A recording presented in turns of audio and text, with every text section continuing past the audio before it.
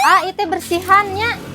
Bersihan. Teteh hari teh bade dikirim deui ayeuna. Sanes bersihan heula we ieu na kasih sisikeun. Oh jadi dikirimkeun ayeuna. Bersihan heula.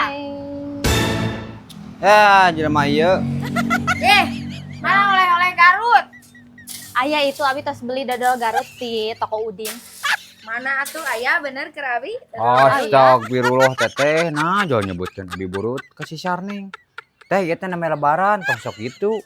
Tong sok nyen pi omongeun. Urang teh namanya sasalaman teh. Nyali tah ni alalus. Astagfirullah, sanes saudag abi teh nuju nyarioskeun oleh-oleh. Teh.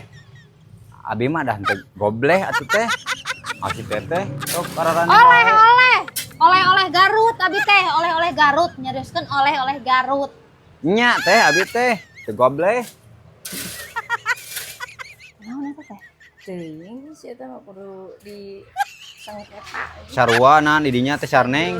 Saya teh karak lebaran kain teh geus susuruntung masih menyeret. Jadi masuk ngadu-ngadu kadunungan teh. Yang nyebutkeun urang gableh segala. Sanes saudeug, cik abi teh abi mah nuju nyarioskeun oleh-oleh. Nah, teteh pirage damal di dieu mah tunana meni dipermasalahkeun calana soeh oge.